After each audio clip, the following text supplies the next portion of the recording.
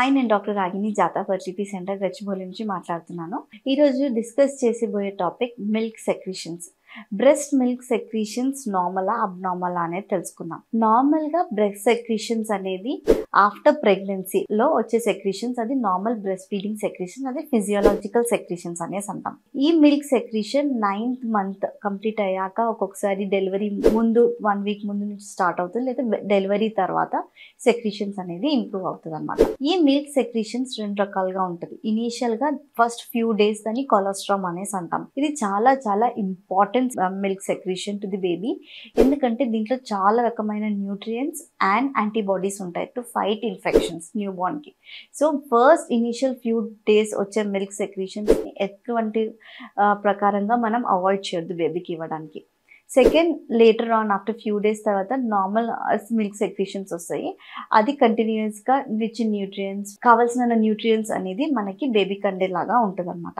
Abnormal secretions ఏంటి అంటే, with apart from pregnancy, అంటే ప్రెగ్నెన్సీ ఆర్ బ్రెస్ట్ ఫీడింగ్ అప్పుడు కాకుండా మిగతా ఏదైనా టైంలో వచ్చినట్లయితే దాన్ని అబ్నార్మల్ సెక్రీషన్స్ అనేసి అంటాం. దీనికి రీజన్స్ ఏవేవన్నా ఉండొచ్చు. మోస్ట్ కామన్ గా దీనికి రీజన్స్ ఏమి ఉంటుందంటే, ఏదైనా మెడికేషన్స్. ఫస్ట్ థింగ్, ఏదైనా వాళ్ళు మెడికేషన్స్ తీసుకుంటున్నారు, ఏదైనా ప్రొలాంగ్డ్ యూస్, అంటే లాంగ్ డ్యూరేషన్ నుంచి ఏదైనా antacids or anti epileptics, antipsychotics, anti depressants, ఇలాంటి మెడికేషన్స్ ఏదైనా తీసుకున్నప్పుడు ప్రొలాక్టిన్ అనే హార్మోన్ అనేది ఇంక్రీజ్ అవుతుంది. దీని వల్ల కూడా మిల్క్ సెక్రీషన్స్ అనేది రిలీజ్ అయ్యే ఛాన్స్ ఉంటుంది. సో మెడికేషన్స్ ఏది తీసుకుంటున్నామో చూసుకోవాలి.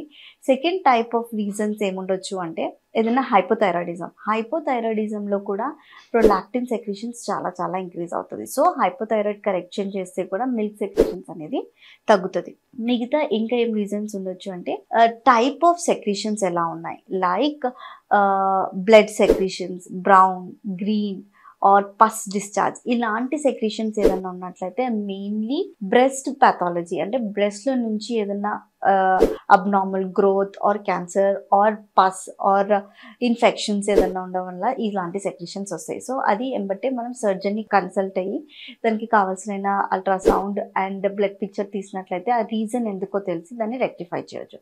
So type of secretion, amount of secretion, colour of secretions, ఇవన్నీ మనం చూసుకొని దానికి ట్రీట్మెంట్ ఇవ్వడం జరుగుతుంది. దీంట్లో ఏదైనా డౌట్స్ ఉన్నట్లయితే జాతకు వచ్చి కనుక్కోండి. Thank you.